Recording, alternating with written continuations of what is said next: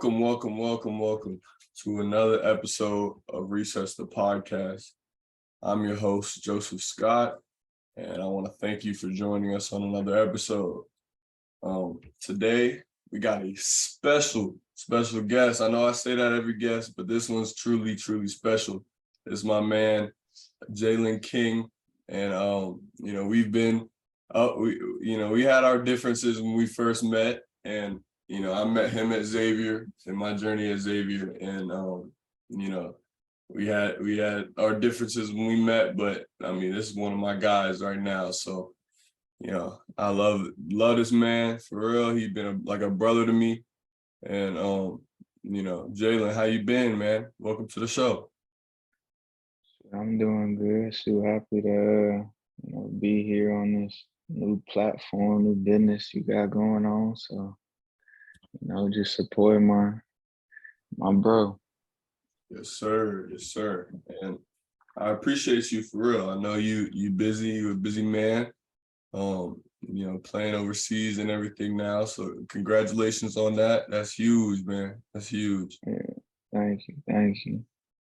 So Jalen, let's dive into it, man. Kind of tell us a little bit about you, about yourself, where you come from. I'm from I would say I rep Pasco, Washington. Okay. Most people when I say Washington, they get it confused with Washington, DC. But I'm from Washington State, and we're on the West Coast. Like I said, I'm from Pasco. We kind of call it Little Mexico.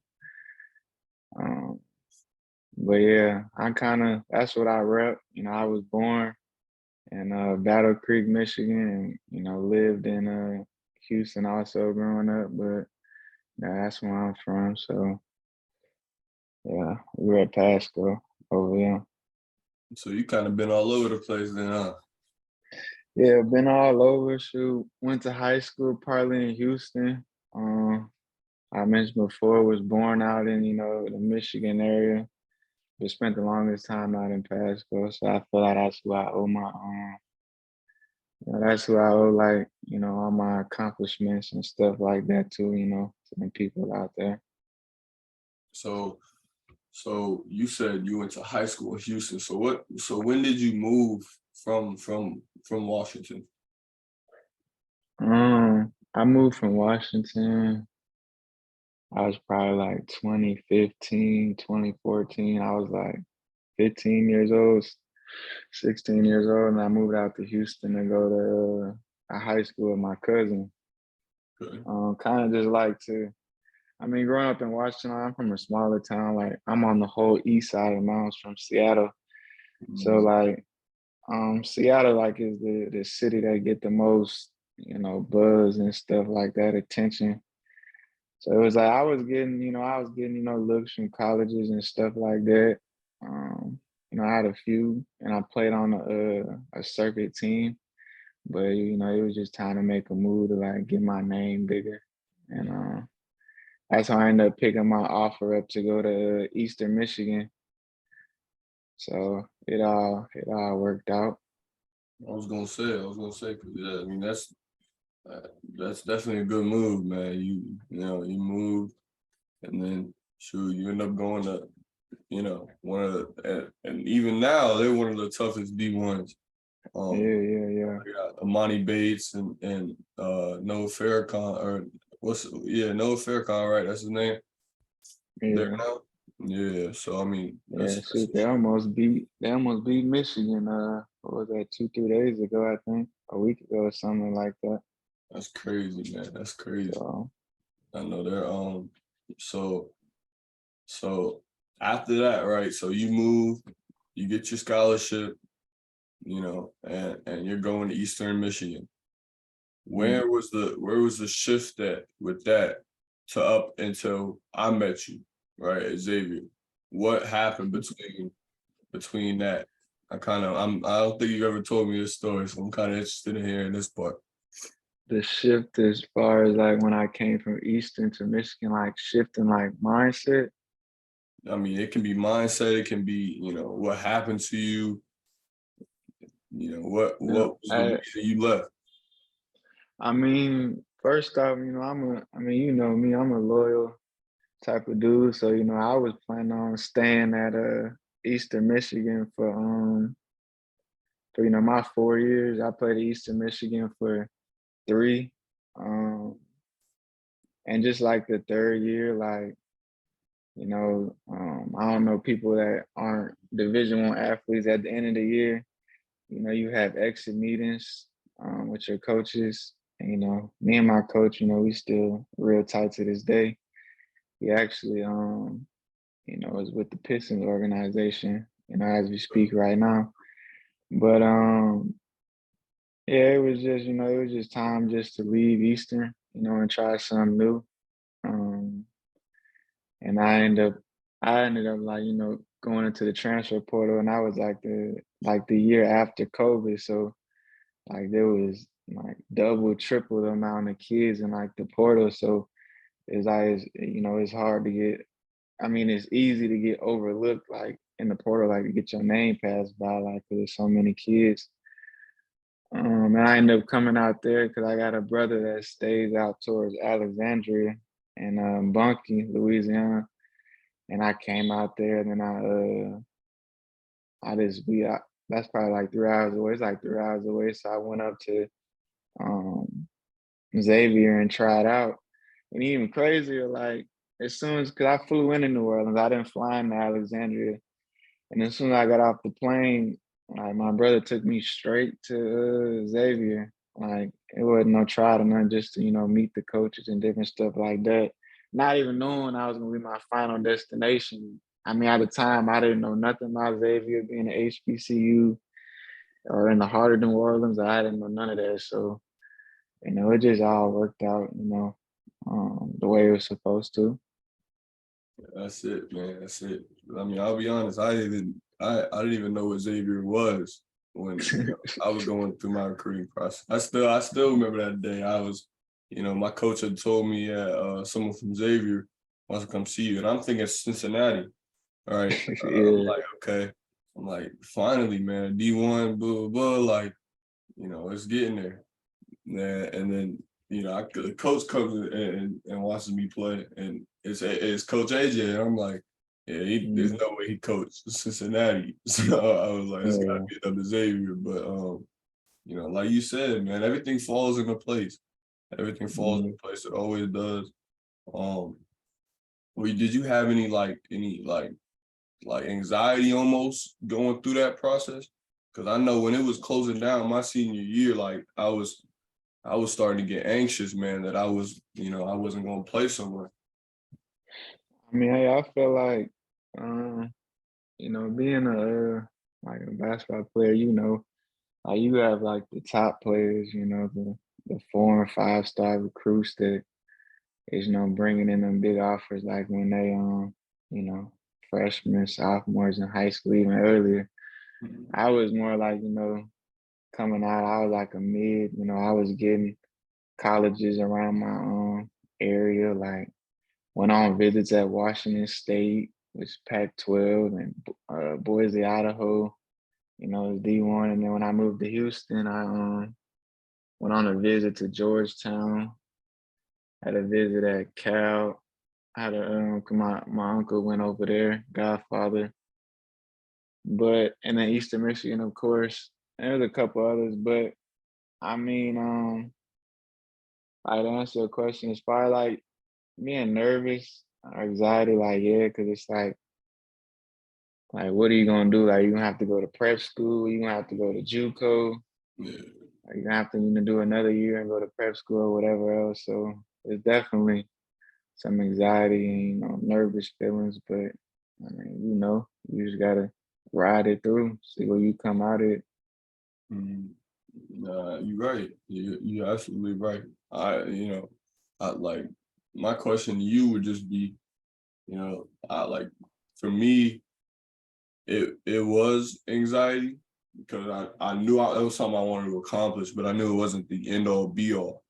Mhm. So, I at the end of the day, I did want to hoop, but on the flip side, I was okay with not hooping. So, and we've had conversations, where we sit there and we're like, okay, you know, you get money, I'm getting money, like this sort of thing. Like mm, we can be all right without the hoop and stuff. So, mm. was it like when you went through it, why keep going knowing that you can get money doing something else? Is it the love of the game, or is it you want to see it through? Like, what keeps you pushing? I mean, I feel like to answer your question. I got like a little older best friend. He's like, 35 or whatnot. He's a professional boxer. And he real successful. And I remember I came home that summer when I had went into the transfer portal out of Eastern Michigan. And I was back at home like looking for different like, ways to make money.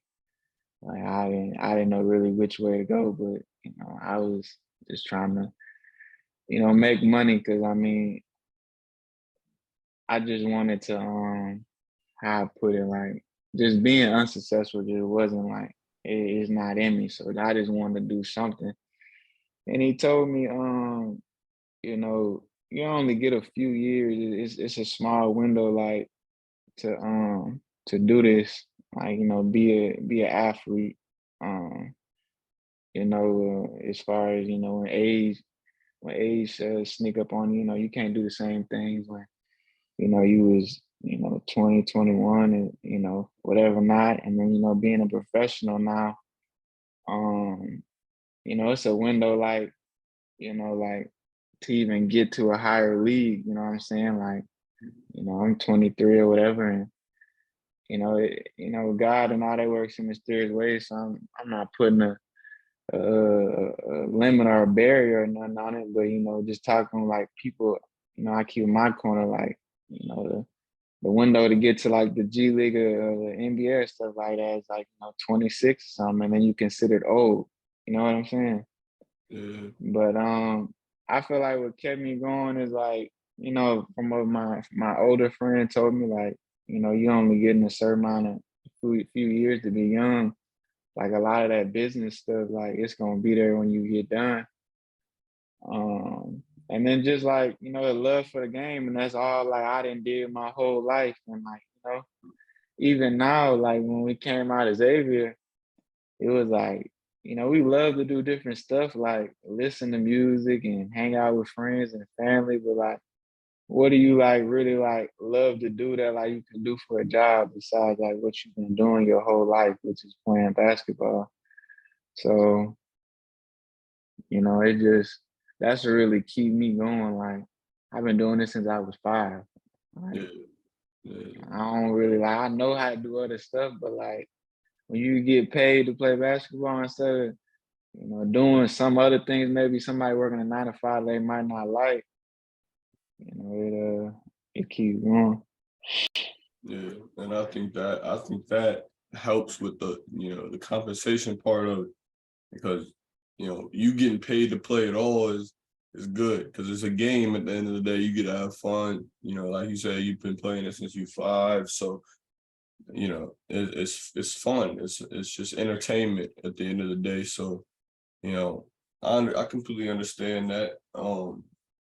Like, do you feel like when it's all said and done, because that's something that yeah, I don't know if you remember that conversation, but that's something you reiterated to me. I had my doubts during the season. I think we were sitting in like the hotel room or the hotel lobby or something, and I was having my doubts. I was sitting there talking to you, and you said the same thing. Like the way I was looking at it was like I don't enjoy it anymore. Like I have been playing it since I was 5, and it's been fun.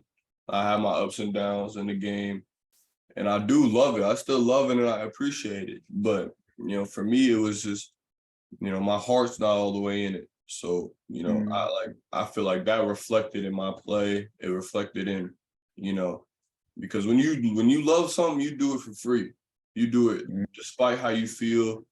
That's just the love for something, right? So when it got to the point where I didn't want to do it anymore, or I didn't want to get in the gym, even when we weren't practicing, or it's like when we had an off day, you could tell the people that really love the game because they were in there on the off day. Right. I took full advantage of the off day. I'm gonna be honest. I took full advantage of the off day. But like it was just like that for me. So, I was like, I'm not gonna take somebody else's opportunity that might need it more than I do. And bullshit with it essentially. Cause, like you said, you only got certain years to play it. And I feel like with my grade, we really got screwed off the COVID stuff because, not only did the seniors, everybody before us got an extra year, right? Like the sophomores coming in got an extra year, and then everybody left. So it was really like now I'm battling with seniors. Now coming out of school, I'm battling with seniors to get that notice, that scholarship position. So I think that just going through that process, man, it taught me a lot, and it taught me a lot, and I thankful for it. I met people like you. I get to meet people like Chris. Like I got to make connections that last a lifetime. So it definitely shows you stuff, and then also something I've noticed was it translates a lot. The game of basketball translates a lot to life. I don't know if you feel that way, but everything I see that I'm doing in business or doing in real life, even doing in my relationship, I took a little bit from basketball, right? And I'm like, all right, well, it worked doing this, so let me try it in this. But do you feel like once it's, because you also got a lot of time on your hands being overseas, right? You're not trying to study accounting anymore, you don't got those classes anymore. So, have you looked into doing anything else with your time, with your extra time? I mean, mainly with my extra time while I'm out here, as far as when we're not doing, training sessions, as far as like skill works with like our trainer, or stuff that's like not related to basketball. Like, on my free time, I just be, upping my knowledge, on things, like, to, make me more successful or be like a better person. I always been real big, like, on like lifting and like the nutrition side of things. So I'm steady reading books and stuff like that out here. Also, just making and talking with certain new and old connects, about, marketing yourself as far as getting like endorsements and sponsorships and then, the last thing is just like, I'm out here just branding myself.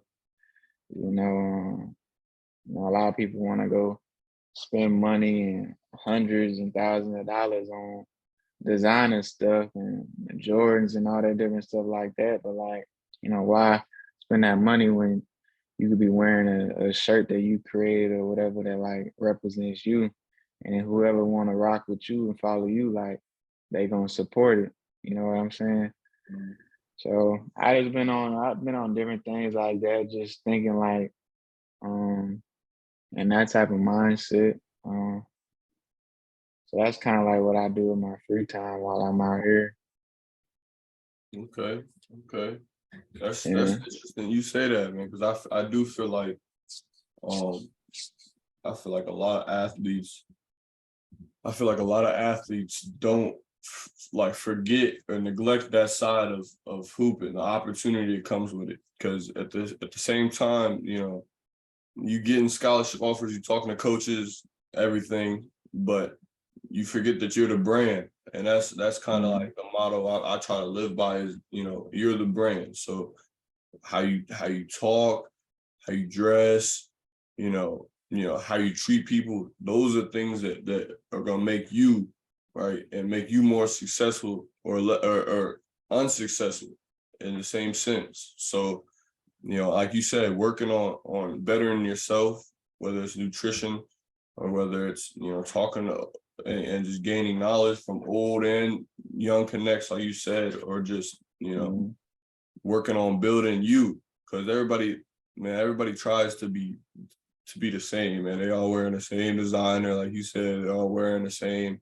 Like I can't imagine somebody dropping, a couple grand on some clothes, and then once you, because me and you understand money, right? So once you understand that this person's throwing a logo on the same pair of jeans that H&M selling for $20, it's hard to buy those $3,000 jeans now, because it's like I know, like I know you making it in the same sweatshop and everything. So there's nothing special about it. But like you said, being yourself, being unique is what is gonna carry you further than trying to do something else. Yeah, it's all about what you make it. I mean, all the brands like we wear, like, Nike and, across the board, like it's just like if you was a creative brand, I was a creative brand, and it start, popping, that's what people gonna want to wear. I mean, we got our own like reflection of like, the brand and what we wearing. So, it's the same situation. Like people go buy a higher end, designer type T-shirt, and they buy that because I mean, people look at them and they want people to think they got money or they successful or whatever not, and that's what keep driving like people to go buy that stuff, and then people keep making money. So I mean, it is what it is. As far as you do what you want to do, but I just know what I'm gonna do. Exactly. So I do think that's a deeper problem in in the minority community, just because when you don't have that wealth and you don't have that money, you want to show it in other ways, right? You don't have the name like the Rockefellers, like these billionaires that got that generational wealth. You don't have that, so it's like, all right, now what can I do to make people think I got money? Well, I can dress. mm, So I mean, to have what you're wearing be more than what you got in the bank account is crazy to me. Like it's crazy, mm, and I can't. Like it doesn't make sense in my mind. And people really will spend their last check, trying to impress people when there's bigger things you can do. And coming up, like I'm trying to tap into that a little bit and just show especially athletes, show that there's stuff outside of hooping, right? Hooping cool, hoop as long as you can hoop, right? But understand that when you come out of hooping, the ball gonna start bouncing eventually. So mm, whatever ideas you got, whatever, write them down, make a plan of action, because that's all I did, right? I left and I was like, all right, I'm done with this hooping stuff. I got to get down to it now. So whatever I got mm. to do, I got to figure it out. I've got a plan, got my model, whatever, and then I'm doing it. So there's stuff outside of hooping that people are almost afraid to tap into because it takes too much thinking.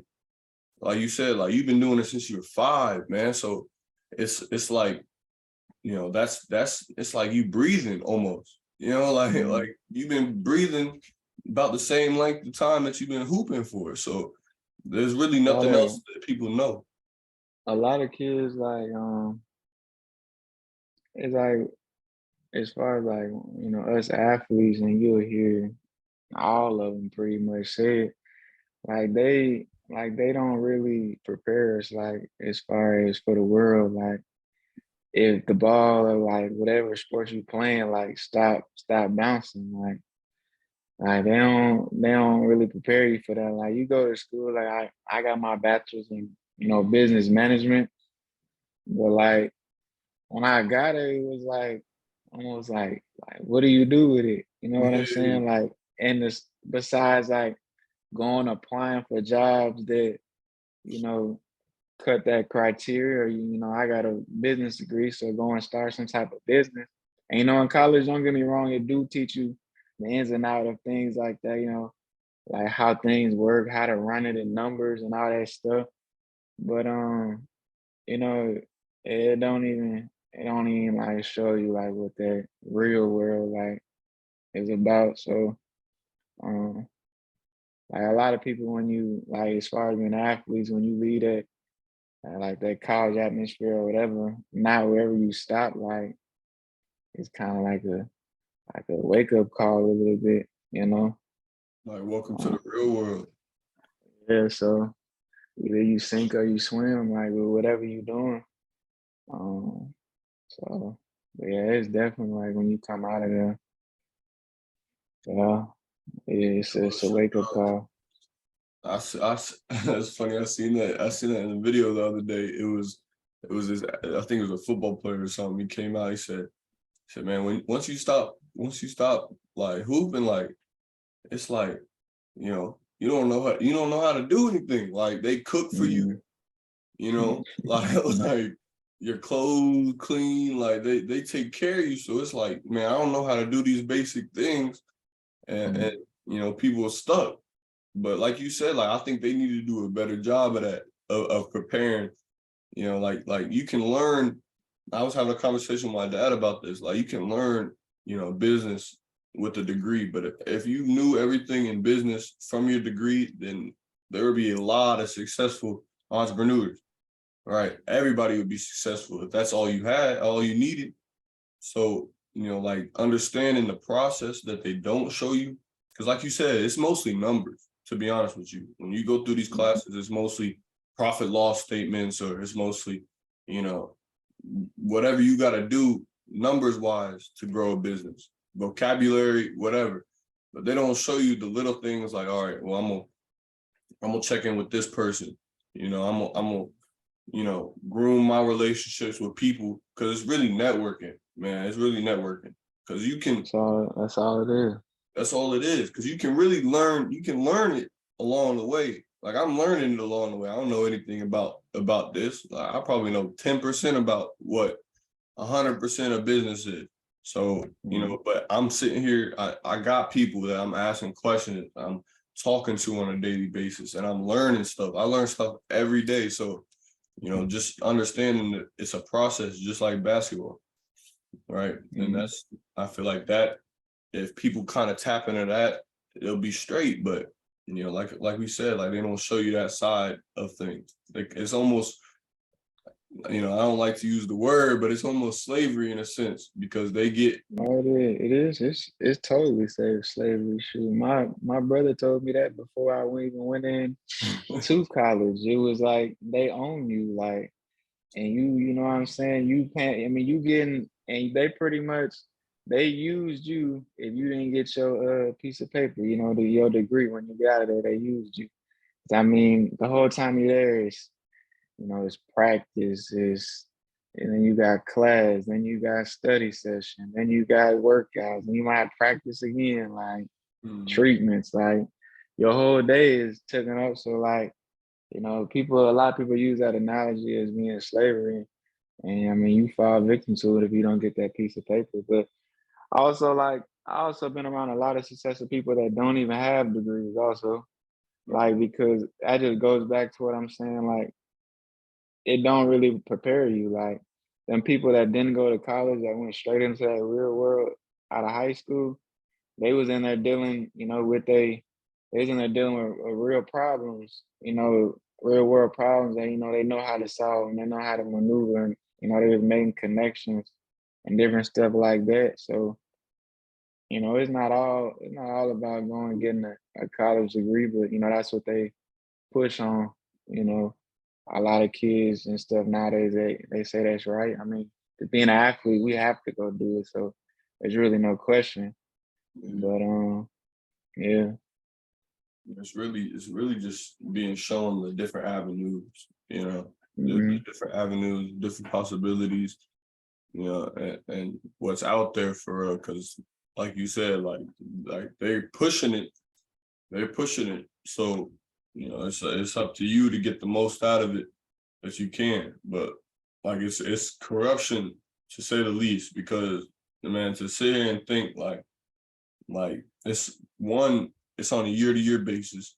So like you said, you can think you had a good season and then get an exit interview, right? Get an exit meeting, and all of a sudden you in the transfer portal. You got uncertainty with your future. Like there's no loyalty in it. Their side is a business, right? But our It's side is definitely a bit. It's definitely like I think I even had a conversation with you because for all the people that's gonna listen, people don't know like we was roommates on the road.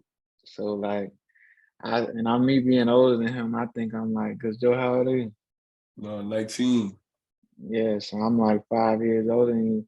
So I already was like knowing what he was going through, like where his mind was at.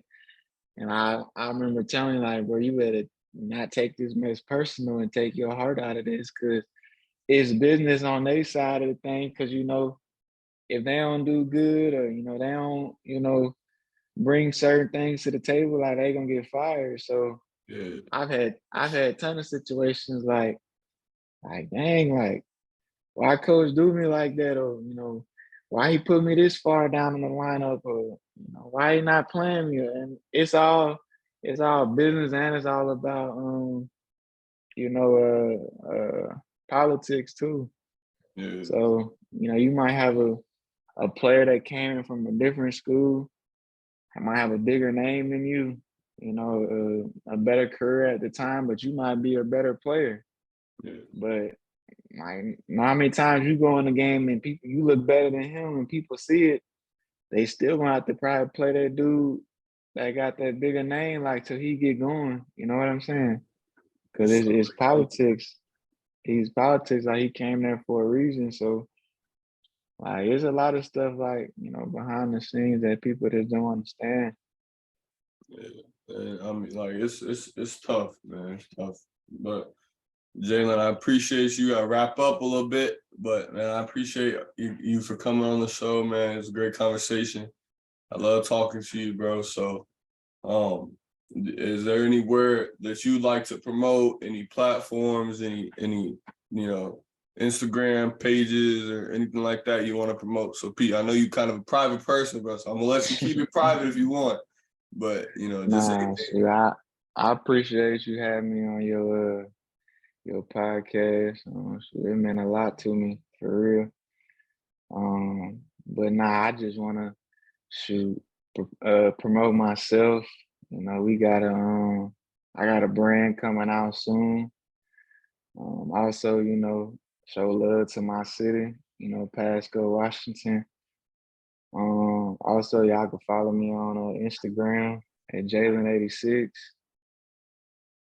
Other than that, anybody that want to work with me, mess with me, I just told you how to contact me. So get with me. Man, appreciate that, Jalen.